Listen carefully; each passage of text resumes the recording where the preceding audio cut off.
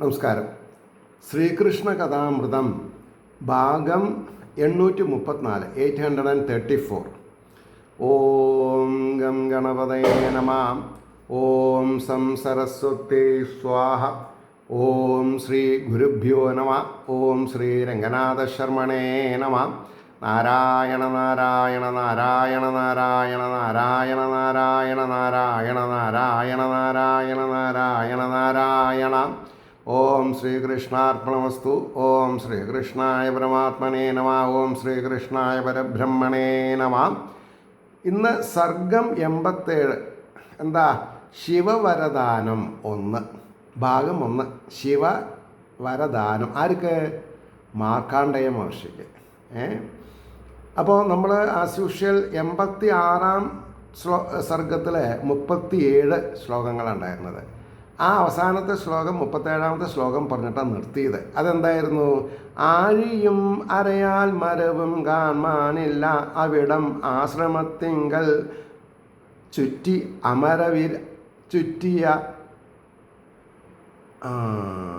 ശ്രമത്തിങ്കൽ ചുറ്റിയ മരവിരി പോലും നനയാതെ ഇരുന്നു താൻ ജപിക്കുകയാം. ഇദ്ദേഹം ഒരു മരവിരി തോരിട്ടുണ്ട്.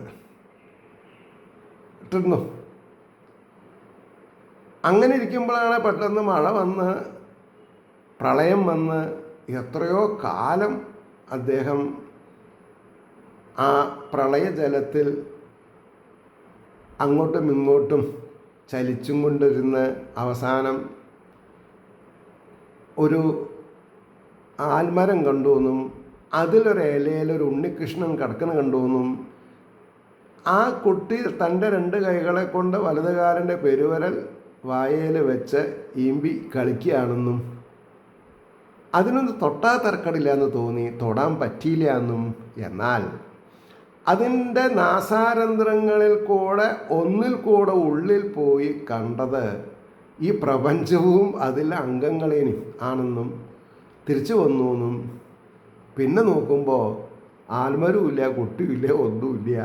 ഈ തോരിട്ട മരവുരി നനഞ്ഞിട്ടുമില്ല എന്നാണ് പറഞ്ഞത്. പ്രമോഷനുണ്ടോ? അപ്പോൾ താൻ എന്ത് കാണാൻ ആഗ്രഹിച്ചു? ഭഗവാന്റെ മായ കാണണമെന്ന് ആഗ്രഹം ഉണ്ടായത്. അതാണ് ഭഗവാൻ നടത്തി കൊടുത്തത്. മനസ്സിലായില്ലേ? അപ്പോൾ ഇനി ശിവൻ്റെ വരദാനം എന്നുള്ളത് തുടങ്ങണം നമുക്ക്. 1-ാം ശ്ലോകം. കരുണാനിധി കാണിച്ച ലീല കണ്ട അത്ഭുതത്തോടും മായാവൈഭവമോർത്തോർത്തു മാർക്കാണ്ഡേയൻ മുനീശ്വരൻ. എന്താ പറഞ്ഞത്? കരുണാനിധി. ഭഗവാൻ കരുണാനിധിയാണ്. കാണിച്ച ലീല കണ്ട അത്ഭുതത്തോടും മായാവൈഭവമോർത്തോർത്തു മാർക്കാണ്ഡേയൻ മുനീശ്വരൻ. ആർത്തൻ മായയിൽ വിദ്വാൻമാർ പോലും ഈ കാൺമതൊക്കെയും യഥാർത്ഥ സത്യമാണെന്നു തന്നെ മോഹിച്ചു വാഴുകയാം. നമ്മൾക്കൊക്കെ എത്ര വിദ്വത്തുണ്ടെങ്കിലും മായയിൽ കുടുങ്ങിയാൽ നമ്മൾ അവശന്മാരാവും. മാത്രമല്ല സ്വയം രക്ഷപ്പെടാനും പറ്റില്ല, മറ്റുള്ളവരെ രക്ഷപ്പെടുത്താനും പറ്റില്ല. എന്തിനാ സ്വയം രക്ഷപ്പെടുന്നത്? പുനരഭിജനനം ഇല്ലാത്ത ഒരു സുതാര്യമായ മുമുക്ഷുത്വം വേണം. ആ പ്രകൃതത്തിലേക്ക് എത്തി വലിഞ്ഞ് കയറിയ ഒരാൾക്ക് ആ വഴി പറഞ്ഞു കൊടുക്കാൻ പറ്റും. മറ്റുള്ളവർക്ക് ശ്രമിക്കാം, അവരുടെ ശ്രമം കൊണ്ട് നടന്നാൽ നടന്നു, അത്രയേ ഉള്ളൂ. അതുകൊണ്ടാണ് പറഞ്ഞത് ആർത്തൻ മായയിൽ വിദ്വാൻമാർ പോലും ഈ കാൺമതൊക്കെയും യഥാർത്ഥ സത്യമാണെന്നു തന്നെ മോഹിച്ചു വാഴുകയാം. ആ മഹാപ്രഭുവിൻ തൃക്കാലടിത്താരുള്ളിലെത്രയും ധ്യാനിച്ചും കൊണ്ടുവാണാൻ തൻ പുണ്യമാം പർണശാലയിൽ. അപ്പോൾ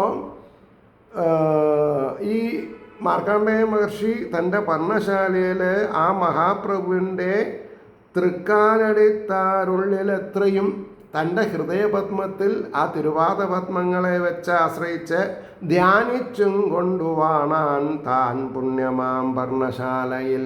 ആ ഒരു അവസ്ഥയിലേക്ക് എത്തണം. ധ്യാനിക്കാൻ നമ്മളെ കൊണ്ട് സാധിക്കണം എന്നാ. ഒരു നാൾ ആ മുനീന്ദ്രൻ്റെ മഹത്വം കണ്ടു പാർവതി മഹാദേവനോട് ഈ വണ്ണം മോദിനാൾ മെല്ലെ മെല്ലവേ. പാർവതി ദേവി പരമശിവനോട് എങ്ങനെ സംസാരിക്കുക? അട്ടഹാസം ചെയ്തിട്ടല്ല. പിന്നെയോ മെല്ലെ മെല്ലവേ.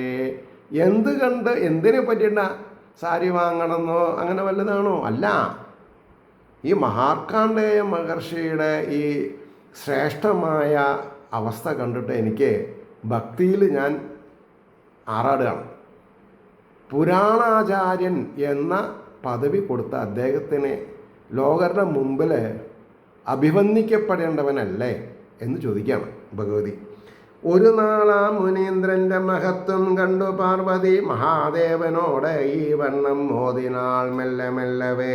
കാണേണം ചെന്നു നാം ഒന്ന് ഈ മഹാത്മാവാം ഋഷീന്ദ്രനെ. നമ്മൾ രണ്ടാളും കൂടി പോയി കാണാൻ മാത്രം പ്രധാനമുള്ള ഒരു ഋഷിയോ? എന്താ പറഞ്ഞത്? അങ്ങനെ ഉണ്ടോ ഒരാൾ? ആരാത്? അതേ, നമ്മുടെ മാർക്കാണ്ഡേയൻ എന്ന പേരിലുള്ള ഒരാൾ.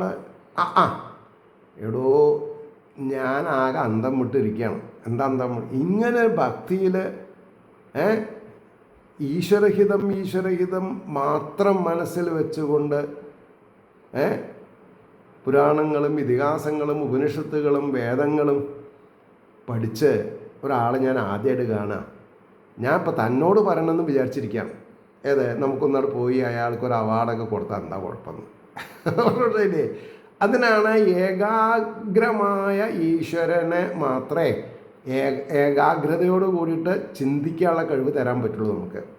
അതുകൊണ്ടാണ് പറയുന്നത്, കാണേണം ചെന്നു നാം ഒന്ന് ഈ മഹാത്മാവാം ഋഷീന്ദ്രനെ മനോവൃത്തികളൊട്ടാകെ അടങ്ങിയിടുക. കാരണം എന്താ നിർബന്ധം എന്ന് വിചാരിച്ചാൽ അദ്ദേഹത്തിന് മനസ്സിന് വ്യാപാരങ്ങളില്ല.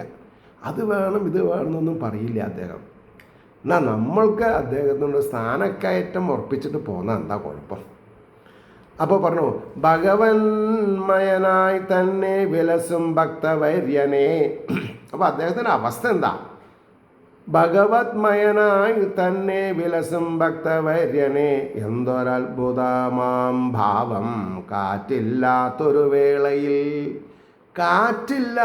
വേളയിൽ കത്തിക്കൊണ്ടിരിക്കുന്ന ഒരു തിരി എങ്ങനെയാണ്? മുല്ലമുട്ട് പോലെ ഇരിക്കും. അങ്ങനെ എങ്ങനെ സാധിക്കണത്? ഇവിടെ കാറ്റുകൊണ്ട് നട്ടം തിരിയുന്നത് ആരേനാ പറഞ്ഞത്? മനസ്സാണ് നട്ടം തിരിയണത്. ആ മനസ്സിൻ്റെ നട്ടം തിരിയിൽ നിൽക്കണമെങ്കിൽ എന്ത് വേണം? ആ സാധകൻ്റെ മനസ്സിനെ ഈശ്വരൻ്റെ പാതാരബന്ധത്തിൽ വെച്ച് തല കൊണ്ട് അടിച്ച് എന്ന് പറഞ്ഞാൽ തല മുട്ടി നമസ്കരിക്കണം. അപ്പോൾ പറയണോ, ഭഗവന്മയനായി തന്നെ വിലസും ഭക്തവര്യനെ. എന്തൊരത്ഭുതമാം ഭാവം കാറ്റില്ലാത്തൊരു വേളയിൽ വെള്ളം തീരെ അനങ്ങാതെ നിൽപ്പതാം ആഴി പോലവേ. വെള്ളം തീരെ അനങ്ങാതെ, തിരമാലകളില്ല എന്നർത്ഥം. മനസ്സാകുന്ന സമുദ്രത്തിന് കൊടുങ്കാറ്റ് പോലുള്ളത് എന്താ? ഭവസാഗരത്തിലാണ് ഞാൻ തെറ്റിദ്ധരിക്കണത്. ആ കാറ്റാണ് മനസ്സാകുന്ന സമുദ്രത്തിൽ തിരമാലകളെ സൃഷ്ടിക്കുന്നത്. എന്നാൽ ഭക്തിയുടെ വൈഭവം കൊണ്ട് കാറ്റൊഴിഞ്ഞ സമുദ്രമാണെങ്കിലോ പ്രശാന്ത സമുദ്രം എന്നാണ് പറയാൻ. പ്രശാന്തം. യാ ദേവി സർവഭൂതേഷു ശാന്തിരൂപേണ സംസ്ഥിത നമസ്തസ്യൈ നമോ നമഃ എന്ന് വരും. അപ്പോൾ വെള്ളം തീരയനങ്ങാതെ നിൽപ്പതാം ആഴി പോലവേ ഇദ്ദേഹത്തിൻ തപസ്സിൻ്റെ ഫലം നൽകിയിടേണം പ്രഭോ. ചഞ്ചലിപ്പില്ലാത്തൊരു മനസ്സിൻ്റെ ഉടമയാക്കി മാറ്റണം അദ്ദേഹത്തിനെ എന്നാണ് പറഞ്ഞത്. ഉമതൻ മധുനേർവാണി. പാർവതീദേവിയുടെ വേറൊരു ഓമനപ്പേരാണ് ഉമാ. ഓംകാരം എന്നർത്ഥം, ശക്തി, പ്രാണവായു എന്നൊക്കെ അർത്ഥം പറയണം. ഞാൻ എവിടെ വായിച്ചു വെച്ചാൽ എനിക്കങ്ങനെ തോന്നി, അത് ശരിയാണ് ഇനി അല്ലേ. അപ്പോൾ AUM എന്നുള്ളതിന് ആദ്യത്തെ അക്ഷരം അവസാനിട്ട എന്തായി? ഉമാനായി. AUM ഓം എന്നാണ് പറയുക. അപ്പോൾ ആ ഏനെ എടുത്തിട്ട് അവസാനിട്ടാൽ UMA ഉമ എന്നായി. ഇത് ഇങ്ങനെ ഇരുന്നപ്പോൾ തോന്നിയത് കേട്ടോ, അല്ലാണ്ട് ഞാൻ ഇപ്പോൾ എഴുതി ഉണ്ടാക്കിയതൊന്നുമല്ല. അതാണ് ഭഗവാന്റെ ലീലയിൽ പൊടിപ്പതൊക്കെ എന്നെ സംബന്ധിച്ചോളം. അപ്പോൾ ഉമതൻ മധുനേർ വാണി നുകർന്നോതീ വൃഷധ്വജൻ യാതൊന്നും ആഗ്രഹിക്കാത്ത മഹാനാണ് ഈ മുനീശ്വരൻ. അപ്പോൾ ഈ ഒരു അവസ്ഥ നമ്മൾ എങ്ങനെയാണ്? ഒന്നും ഭഗവാനോട് ചോദിക്കാതെ നിഷ്കാമത്വത്തോടു കൂടി ഭഗവത് സ്തുതികൾ സദാസമയം ആലപിച്ചും കൊണ്ട് ആഗ്രഹാഭിലാഷങ്ങൾ അടക്കാൻ സാധിച്ചു വിചാരിച്ചാൽ ഭഗവാൻ തീരുമാനിക്കും നമ്മൾക്ക് വന്നിട്ട് എന്തെങ്കിലും തരണമെന്ന്. ഇതിപ്പോൾ ഭഗവാൻ നമ്മളെ കണ്ടാൽ വഴിമാറിപ്പോവും. എപ്പോൾ കണ്ടാലും അത് വേണം ഇത് വേണം. കാലത്ത് ചോദിച്ചതാവില്ല, ഉച്ചയ്ക്ക് വേറെ മാറ്റി ചോദിക്കും. ഉച്ചയ്ക്ക് കഴിഞ്ഞിട്ട് ദീപാരാധന ആകുമ്പോൾ വേറെ ചോദിക്കും. ഇങ്ങനെ ദിവസേന മാറി മാറി ഒക്കേഷനിൽ ഭഗവാനെ സ്വൈരം കെടുത്തുക നമ്മൾ ചെയ്യണത്. അപ്പം അങ്ങനെയുള്ള ഭഗവാൻ പറയുകയാണത്, ശരി, താൻ പറഞ്ഞത് ശരിയാണ്, നമുക്ക് അദ്ദേഹത്തിനെ പോയി കാണാം. അപ്പം അങ്ങനൊരവസ്ഥ നമ്മൾ ആരെങ്കിലും ആഗ്രഹിക്കുന്നുണ്ടോ? ഉണ്ടെങ്കിൽ നന്നു. ഏതൊരവസ്ഥ? ഭഗവാൻ ഇങ്ങോട്ട് വന്നിട്ട് വല്ലതും തരണം എന്നുള്ളൊരവസ്ഥ. അത് നടക്കും. നടക്കില്ല എന്ന് വിചാരിച്ചാൽ നടക്കില്ല, നടക്കുമെന്ന് വിചാരിച്ചാലോ നടക്കും. അപ്പോൾ പറഞ്ഞു, ഉമതൻ മധുനേർവാണി നുകർന്നോതീ വൃഷധ്വജൻ, കാള കൊടിയടയാളമായിട്ടുള്ളവൻ, യാതൊന്നും ആഗ്രഹിക്കാത്തമാനാണ് ഈ മുനീശ്വരൻ. ഭഗവത് ശരണാംബോധ പ്രേമം അത്രയ്ക്കും മാർന്നവൻ. എത്രയ്ക്ക്?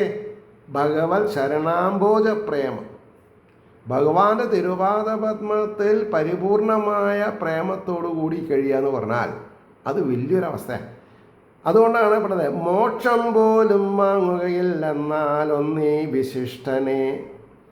മോക്ഷം വേണമെന്ന് കൂടി ഇതേവരെ പ്രാർത്ഥിച്ചിട്ടുള്ളതാണ്. അപ്പോൾ നമുക്കൊരു കാര്യം ചെയ്യാം, ലോകത്തിലെ പുരാണ അധിപനായിട്ട്, പുരാണ കർത്താവായിട്ട്, പുരാണ ആചാര്യനായിട്ട് നമുക്കത് നിശ്ചയിക്കാമെന്നാണ്. മോക്ഷം പോലും വാങ്ങുകയില്ലെന്നാലൊന്ന് ഈ വിശിഷ്ടനെ കണ്ടു സംഭാഷണം ചെയ്യാം, അത് ഞാനും കൊതിപ്പതാം. ഇപ്പം സത്യം പറയാം, ഞാൻ ഇത് അറിയാം കഥ ഇങ്ങനെ വരുള്ളൂ എന്നുള്ളത്. അതാരാ പറഞ്ഞ് മനസ്സിലാക്കണത്? അന്തര്യാമി. ധൈര്യമായിട്ട് പറഞ്ഞോ. അതുകൊണ്ടാണ് പറഞ്ഞത്, മോക്ഷം പോലും വാങ്ങുകയില്ലെന്നാലൊന്ന് ഈ വിശിഷ്ടനെ കണ്ടു സംഭാഷണം ചെയ്യാം, അതു ഞാനും കൊതിപ്പതാം. സത്സംഗം എന്നിലേവർക്കും മഹത്താം ലാഭമല്ലയോ. സത്സംഗം മന്നിലേവർക്കും എന്നാ ഞാനാ തെറ്റി വായിച്ചത്. സത്സംഗം മന്നിൽ ഏവർക്കും, അത് ദേവന്മാരും ഈശ്വരനും ഋഷി എന്നുള്ള വ്യത്യാസമൊന്നുമില്ല.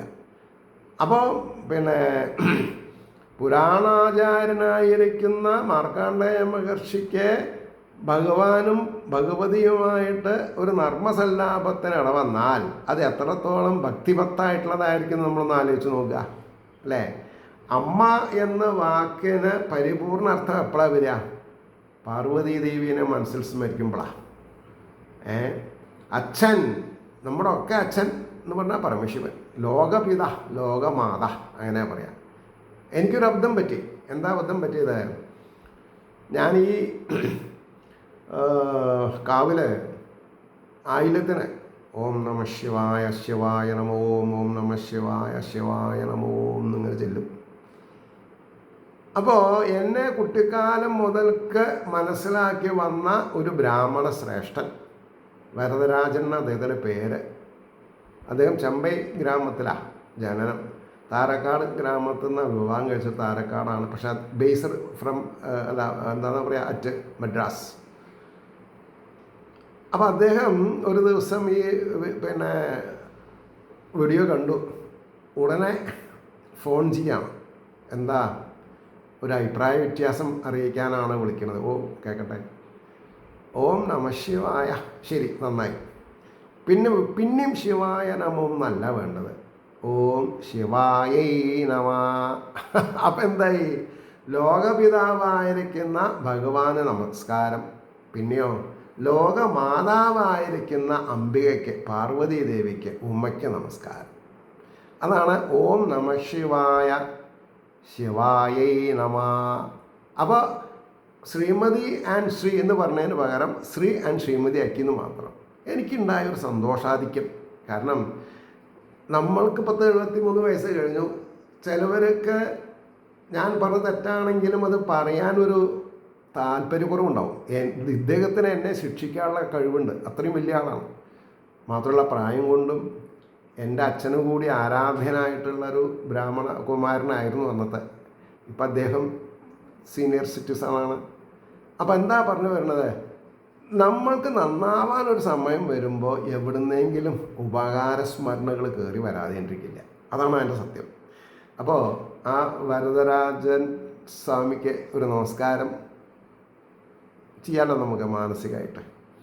അപ്പോൾ ഇവിടെ എന്താ പറഞ്ഞത്, ഈ വണ്ണമോ അപ്പോൾ പറഞ്ഞു, സത്സംഗമെന്നിലേവർക്കും മഹത്താം ലാഭമല്ലയോ, ഈ വണ്ണം മോതും മുനിതൻ മുന്നിൽ വേഗം ഇറങ്ങിനാൻ സർവന്തര്യാമിയും സർവലോകാചാര്യനുമാം ശിവൻ. അപ്പോൾ പുരാണാചാര്യൻ എന്നുള്ള പദവി ആരാ കൊടുക്കണത്? സർവലോകാചാര്യനുമാം ശിവൻ. അതാണ് ആവശ്യം. ഞാനൊരു പ്രഭാഷണം ചെയ്താൽ അത് നന്നായി എന്ന് പറയേണ്ടത് എന്നേക്കാൾ വിവരമുള്ള ഒരാളാവണം. അതിനാണ് നമ്മൾ ഭാഗ്യം ചെയ്യേണ്ടത്. അപ്പോൾ ഇവിടെ എന്താ, ഈ വണ്ണം മോദി മുനിതൻ മുന്നിൽ വേഗം ഇറങ്ങിനാൻ. ഏത് വിമാനത്തിൽ അദ്ദേഹം വന്നതറിയോ? നന്ദീശ്വരൻ എന്നുള്ള വിമാനം. ധർമ്മത്തിൻ്റെ പ്രതിപുരുഷനാണ് കാളയാണ് ഭഗവാന്റെ വാഹനം. അപ്പോൾ ഭഗവാനും ഭഗവതിയും ഇനി മറ്റുള്ള ശിൽബന്ധികൾ ഗണപതിയൊക്കെ ഉണ്ടോ എന്നുള്ളത് അടുത്ത ശ്ലോകം വരുമ്പോൾ കാണും. അപ്പോൾ സർവന്തര്യാമിയാം സർവലോകാചാര്യനുമാം ശിവൻ. സർവന്തര്യാമിയും സർവലോക ആചാര്യനും. അപ്പം നമശിവായ എന്ന് ചെല്ലുമ്പോൾ ഈ ഒരു ഫീലിംഗ് വേണം. ആരെ പറ്റിയിട്ടാണ് നമ്മൾ നമസ്കരിക്കണത്? ആരേനെയാണ് നമ്മൾ നമസ്കരിക്കണത്? സർവന്തര്യാമിയും കൂടസ്ഥൻ സർവജീവഗുഹാശയൻ. ഒരു തലനാരഴയ്ക്ക് വ്യത്യാസം വരാണ്ട് കൊണ്ടുപോകേണ്ട സമയത്ത് കൊണ്ടുപോകും. നരകത്ത് തള്ളാനാണെങ്കിൽ നരകത്ത് തള്ളും, സ്വർഗത്തിലേക്കാണെന്ന് വെച്ചാൽ അങ്ങോട്ട് വിടും. അവിടെ പോയാൽ പുണ്യം കഴിഞ്ഞാൽ പിന്നെ ഇങ്ങോട്ട് തന്നെ വരണം. അല്ല, കൂടുതൽ ബുദ്ധിമുട്ടുള്ള യോഗമില്ല. പുനർവിജനനം പറഞ്ഞിട്ടില്ലെങ്കിൽ നേരെ വൈകുണ്ഠത്തിലേക്ക് അയക്കുക അദ്ദേഹം. അപ്പോൾ അദ്ദേഹം എവിടെ വസിക്കണം? നമ്മുടെ മനസ്സാകുന്ന കൈലാസത്തിൽ വസിച്ചാൽ മാത്രമേ നമ്മളെ സമയാസമയത്ത് കൊണ്ടുപോകാൻ പറ്റുള്ളൂ. ഇതറിയണം. അതാണ് ഞാൻ പറഞ്ഞത്. ശ്രീകൃഷ്ണൻ, ശ്രീരാമൻ, ബ്രഹ്മാവ്, ശിവൻ അവരൊക്കെ അന്തര്യാമികളാണ്, ഒരൊറ്റ ശക്തിയാണ്. ഇതറിയണം. പല കാര്യങ്ങൾ ചെയ്യാൻ പല വേഷം എടുത്തു എന്ന് മാത്രം. അതുകൊണ്ടാണ് ധ്യാനത്തിൽ മുഴുകും യോഗി ദേഹമെന്നല്ല വിശ്വവും കാണുന്നില്ല, അഖിലേശന്മാർ അവിടെ വന്നു നിൽപ്പതും. അൾട്ടിമേറ്റ് പോയിൻ്റാണ് വേദാന്തത്തിൽ ഇത്. എന്താ പറഞ്ഞത്? ധ്യാനത്തിൽ മുഴുകും യോഗി ദേഹമെന്നല്ല വിശ്വവും കാണുന്നില്ല, അഖിലേശന്മാർ അവിടം വന്നു നിൽപ്പതും. അഖിലേശന്മാർ എല്ലാ ലോകത്തിൻ്റെ സ്പന്ദനം നിയന്ത്രിക്കുന്നവരവർ അല്ലേ? അവർ വന്നു നിന്നാലും അറിയില്ല.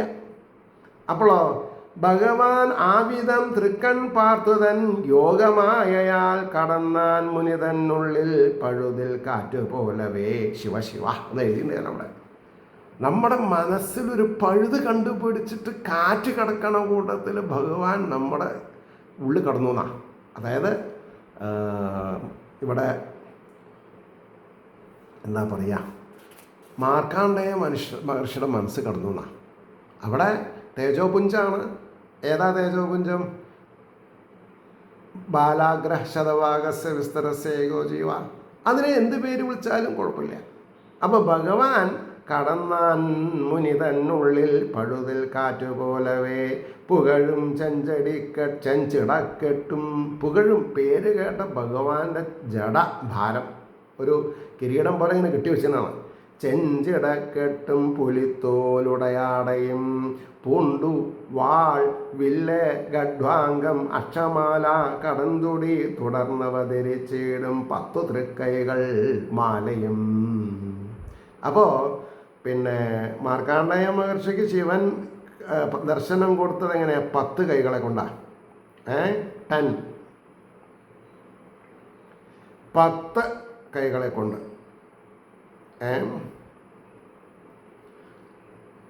അതാണ് പറഞ്ഞത്. അപ്പോൾ പറഞ്ഞു, പുകഴും ചെഞ്ചിടക്കെട്ടും പുലിത്തോലും പുലിത്തോലുടയാടയും പുണ്ട് വാൾവില്ലെ ഗണ്ടാംഗം അക്ഷമാല കടന്തൊടി തുടർന്നവതിരിച്ചിടും 10 തൃക്കൈകൾ മാലയും മുക്കണ്ണും മാർന്നു വിലസും ഭഗവാൻ പരമേശ്വരൻ. എന്താ മുക്കണ്ണ്? സൂര്യചന്ദ്രന്മാരും അഗ്നി. മുകളിലത്തേതാണ് അഗ്നി എന്നാണ് പറയുക. പക്ഷെ അത് ശരിക്കും എന്താ? ജ്ഞാനാഗ്നിയാണ്. അതുകൊണ്ടൊന്നങ്ങോട്ട് നോക്കിയാൽ ആരില്ല? കാമനില്ല, കാമദേവനില്ല. കാമനകളെ ഇല്ലായ്മ ചെയ്യണമെങ്കിൽ 3-ാം തൃക്കണ്ണ് തുറക്കണം. അത് അഗ്നിയാണ്. എന്തഗ്നി? ജഡരാഗ്നി എന്ന് പറഞ്ഞ മാതിരി വിദ്യയാകുന്ന അഗ്നി.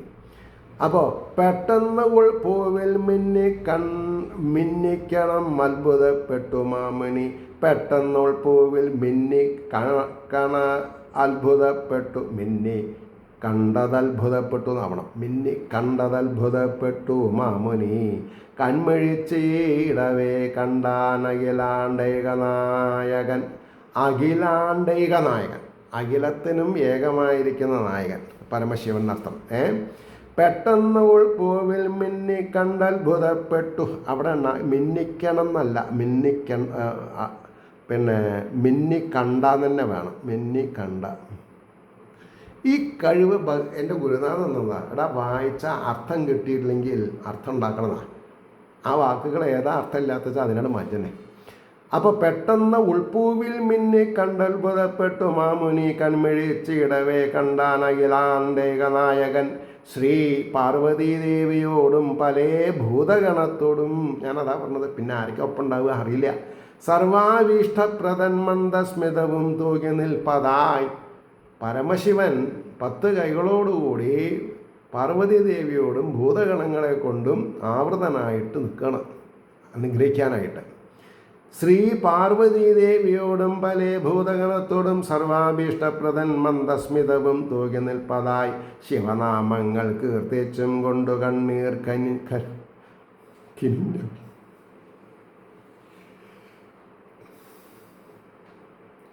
ഈ ഒരു അവസ്ഥ കുരുവമ്പലത്ത് വന്ന് കുരുവമ്പലത്ത് ശിവൻ്റെ റെക്കമെൻഡേഷനിലാണ് എനിക്ക് സ്ഥലം കിട്ടിയിട്ടുള്ളത്.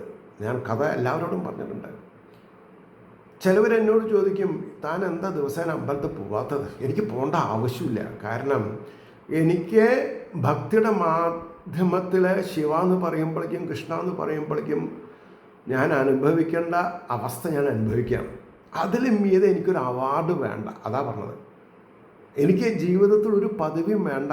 അതുകൊണ്ടാണ് എൻ്റെ ഗുരുനാഥൻ എനിക്ക് ബ്രഹ്മശ്രീ എന്നുള്ളത് വെക്കരുത് മോനെ, നീ ഒരിക്കലും. നാളെ കാശൊക്കെ ഉണ്ടാകുമ്പോൾ ചിലപ്പോൾ തോന്നിയെന്ന് വരും. ഭാഗലരത്നം, ഭാഗല മുത്ത എന്നൊക്കെ, ഭാഗവത മുത്ത എന്നൊന്നും പേരിടണ്ട. Be sincere to the subject. രാഗം വേണ്ട, അനുരാഗം മതി എന്നാണ് അദ്ദേഹം എന്നോട് പറഞ്ഞത്. ഭഗവാൻ എൻ്റെ വായിൽ വന്നത് ഭഗവാൻ തന്നെയാണ് അദ്ദേഹം എന്നെ സംബന്ധിച്ചിടത്തോളം. അപ്പോൾ ശിവനാമങ്ങൾ കീർത്തിച്ചും കൊണ്ടു കണ്ണീർ കിണിഞ്ഞവൻ നമസ്കരിച്ചു സാഷ്ടാംഗം ആനന്ദവിവശൻ മുനി. ആനന്ദവിവശൻ, ആനന്ദം, പരമാനന്ദം, ചിന്മയാനന്ദം ഒക്കെ അനുഭവിക്കാൻ തുടങ്ങിയ ആരാ? മനസ്സിലാവില്ല. എന്തെൻ്റെ പേര് മനസ്സിലാവില്ല. എവിടെ ഇരിക്കണത് മനസ്സിലാവില്ല. പിന്നെ കുറച്ച് സമയം എടുക്കും. ഇതൊരവസ്ഥയാണ്. ആ അവസ്ഥ മനസ്സാകുന്ന കണ്ണുകൊണ്ട് അനുഭവിക്കാമെന്നല്ലാണ്ട് നഗ്നമായ കണ്ണുകൾക്ക് മുമ്പിലല്ല ശിവന് വരുന്നത്. ആനന്ദം അനുഭവിക്കാൻ, ആനന്ദാശ്രുക്കൾ പൊഴിക്കാനുള്ള ഗ്രന്ഥികളെ പ്രവർത്തിപ്പിക്കുന്നതാരാ? ഭഗവാൻ.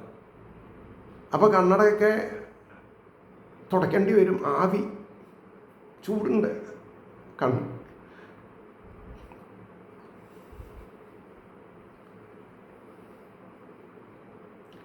അപ്പോൾ നമസ്കരിച്ചു സാഷ്ടാംഗം ആനന്ദവിഷൻ മുനി. എണീറ്റ് അമ്മയെയും കൂടെ ഇവിടെ ആരേനെ അമ്മ എന്ന് വിളിക്കുന്നത്? പാർവതി ദേവീനെ. അതാണ് ലോകമാതാവ്. ഇപ്പോൾ എൻ്റെയും 2010 സെപ്റ്റംബർ 5-ാം തീയതി എൻ്റെ അമ്മ മരിച്ചു. ഇപ്പോൾ 15 വർഷമാകും ഈ സെപ്റ്റംബർ വന്നാൽ. പക്ഷേ ആ അമ്മയുടെ ശക്തി രംഗനാഥ ശർമ്മനെ ഞാൻ എപ്പോഴും പറയണ്ട. അപ്പം എന്താ അമ്മ ഇല്ലേ ചോദിക്കണ്ട, അമ്മയുണ്ടല്ലേ. പക്ഷേ ഈ ഗ്രന്ഥങ്ങളിങ്ങനെ മാറ്റിയും മറിച്ചും വായിച്ച് പഠിക്കുമ്പോൾ നമുക്ക് മനസ്സിലാവാണ് എവിടെ നിന്നോ കൈ നീട്ടി നമ്മളെ തഴുകുന്നുണ്ട്, നമ്മളെ അനുഗ്രഹിക്കുന്നുണ്ട് എന്നൊരവസ്ഥ സംജാതാവും. അത് സംജാതമായി കഴിഞ്ഞാൽ എവിടെ ഇരിക്കണത് എന്താ പറഞ്ഞതെന്ന് അറിയണ്ടാവില്ല. അതാണ് നമ്മുടെ വിജയം, ജീവിത വിജയം. നമ്മൾക്ക് ആരേനെയും ബോധിപ്പിക്കാനില്ല. ഏതൊരു ചൈതന്യമാണ് നമ്മളെ കൊണ്ട് പറയിപ്പിക്കണത്, ഏതൊരു ചൈതന്യമാണ് കേൾക്കണത്, അത് നമ്മുടെ ശരീരത്തിലുള്ള ഇന്ദ്രിയങ്ങളെ മാധ്യമമാക്കിയിട്ടാണ് എന്ന് പറയുമ്പോഴും ഇത് വായിച്ചിട്ട് ചിലവരെഴുതും നിങ്ങളെപ്പോലെയുള്ള ആൾക്കാരാണ് ഇന്ന് കേരളത്തിന് ആവശ്യം. ഞാനാകെ ഭ്രാന്ത് പിടിച്ച മാതിരിയാവും അത് കേൾക്കുമ്പോൾ. ചിലവർ പറയും വളരെ നന്നായി തിരുമേനി. ഞാൻ പറയും തിരുമേനിയല്ല, ഭാഗവത ഭക്തദാസനാണ് ഞാൻ. തിരുമേനിയൊക്കെ ആകുമ്പോൾ വളരെ ഉയർന്ന പദവിയാണ്, അപ്പം ആനന്ദക്കണ്ണീര് വരില്ല. ഭാഗവത ഭക്തദാസനാവുമ്പോൾ സർട്ടൈൻ ഇൻസിഡൻസ് ഓർമ്മിപ്പിക്കുന്ന വാക്കുകൾ അതാണ് ഇവിടെ വന്നത്. എന്താ പറഞ്ഞത്? ശിവനാമങ്ങൾ കീർത്തിച്ചും കൊണ്ടു കണ്ണീർ കിനിഞ്ഞവൻ ഒന്ന്. പിന്നെ ഒരു സ്ഥലത്ത് എണീറ്റ് അമ്മയെയും കൂടെ വന്ന ഭൂതഗണത്തെയും ഉടൻ തന്നർഘ്യപാദ്യാദിപൂർവം പൂജിച്ചുണർത്തിനാൻ. അപ്പം മാനസിക പൂജ ചെയ്യാൻ വലിയ വിഷമമൊന്നുമില്ലല്ലോ. കിണ്ടിയും വേണ്ട, വെള്ളവും വേണ്ട, പൂവും വേണ്ട, നിവേദ്യം വേണ്ട, ചന്ദനത്തിരി ഒന്നും വേണ്ട. മാനസികം. ദാ എൻ്റെ കയ്യിലൊരു സ്വർണ്ണക്കിണ്ടി ഉണ്ട്, അതിൽ ഗംഗാജലം വെച്ചിട്ടുണ്ട്, ഞാൻ ഭഗവന്റെ പാദപ്രക്ഷാളനം ചെയ്യണു, ഞാൻ അമ്മയുടെ പാദപ്രക്ഷാളനം ചെയ്യണു.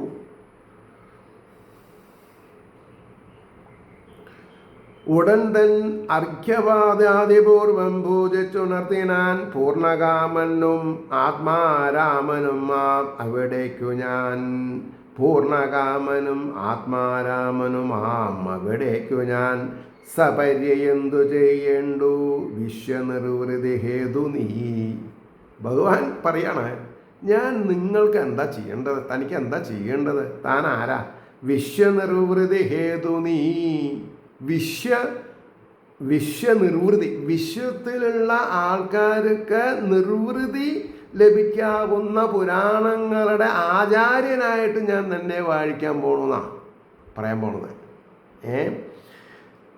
അപ്പോൾ പറഞ്ഞു, പൂർണ്ണകാമനും ആത്മാരാമനുമാം അവിടേക്കു ഞാൻ. സപര്യ എന്തു ചെയ്യണ്ടു വിശ്വനിർവൃതി ഹേതു നീ. വെൽക വെൽക മഹാദേവ. ഇത് ഇദ്ദേഹത്തിൻ്റെ പ്രാർത്ഥന കേട്ടോ. അനി അതുമുള്ളൂ, ഞാനാ തെറ്റിദ്ധരിച്ചത്. അദ്ദേഹത്തിനോട് പറയാം. ആരെ? മാർക്കാണ്ഡേയ മഹർഷി ശിവനോട് പറഞ്ഞു, പൂർണ്ണകാമനും അങ്ങാരാ?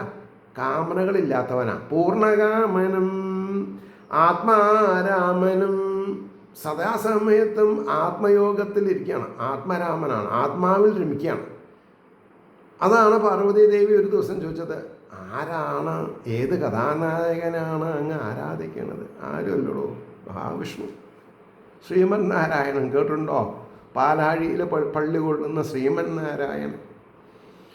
അതേമാതിരി പാലാഴിയിൽ പള്ളി കൊള്ളുന്ന ശ്രീമൻ നാരായണനോട് മഹാലക്ഷ്മി ചോദിച്ചു, എന്താ കാല് തലോടുമ്പോഴേക്കും ഇങ്ങനെ ഉറക്കം വരുന്നത്? ആരേനെ സ്വപ്നം കാണുകയാണ്? എവിടോ, ഞാൻ സ്വപ്നം കാണുകയല്ല, ഞാൻ ധ്യാനിക്കുകയാണ്. ആരേനെ? ഈ മംഗളസ്വരൂപൻ പറഞ്ഞിട്ട് ആളെ കേട്ടിട്ടുണ്ടോ? താൻ കണ്ടിട്ടുണ്ടോ? എവിടോ, നമ്മുടെ ശിവൻ പരമേശ്വരൻ. അപ്പം ഈ ഒരു രീതിയാണ് നമ്മൾ അനുവർത്തിക്കേണ്ടത്. എന്നാൽ എന്തായി? ബ്ലിസ്ഫുൾ ആണ്. Bliss, always in the bliss. അതുകൊണ്ടാണ് പറഞ്ഞത്, വെൽക വെൽക മഹാദേവ ഭഗവൻ ഭക്തവത്സല ബ്രഹ്മ വിഷ്ണു ശിവകാരം പൂണ്ടുമേവും പരാൽപര. ബ്രഹ്മാവും വിഷ്ണുവും ശിവനും എല്ലാം ഒന്ന് തന്നെയാണെന്ന് പറഞ്ഞതേ. അത് മനസ്സിലാക്കണം. വെൽക വെൽക മഹാദേവ ഭഗവൻ ഭക്തവത്സല ബ്രഹ്മ വിഷ്ണു ശിവകരാം പൂണ്ട് മേവും പരാൽപരാം. അവിടെ നിർത്താം. ഏവർക്കും ശ്രീഹരിയുടെ അനുഗ്രാസുകൾ നിർലോഭമുണ്ടാവട്ടെ എന്നും മാത്രമല്ല, ലോകാസമസ്ത ശ്രീനോ ഭവന്തു ആയിരിക്കട്ടെ നമ്മുടെ പ്രാർത്ഥന എന്ന് സ്മരിച്ചുകൊണ്ട് ഇനി ഒരു 6 or 7 എപ്പിസോഡുകൾ പോയിട്ട് ശ്രീകൃഷ്ണ കഥാമൃതം കഴിയാൻ പോവാണ്. അപ്പോൾ ഈ ഗ്രന്ഥം എഴുതിയിട്ടുള്ള എനിക്ക് വാക്കുകൾ വരുന്നില്ല. താമരശ്ശേരി കൃഷ്ണൻ ഭട്ടതിരിപ്പാടിന് അഖണ്ഡകോടി നമസ്കാരം. ഇങ്ങനെ ഒരു കൃതി രചിക്കാനും അത് വളരെ 350 രൂപ വിലയിട്ടേ ഉള്ളൂ. 1000 ചില പേജുണ്ട്. അത് ഗുരുവായൂരിന്ന് വാങ്ങാനും ശിവപുരാണം പറയാൻ തുനിഞ്ഞ എനിക്ക് കയ്യിൽ കിട്ടിയത് ഈ ഗ്രന്ഥം. അതാണ് ഇപ്പോൾ 800 ചില്ലാൻ എപ്പിസോഡ് എന്ന് പറയുമ്പോൾ എത്ര 2 ചില്ലാൻ കൊല്ലമായി അല്ലേ? ഈ 2 ചില്ലാൻ കൊല്ലം അനുഭവിച്ച ആ ഒരു അമൃത് പോരെ നമുക്ക് ഏവർക്കും. എങ്ങനെ നന്ദി പറയണമെന്ന് എനിക്ക് അറിയണില്ല. അതുകൊണ്ട് ഇന്ന് നന്ദി പ്രകടനം ഇല്ല. നമസ്കാരം.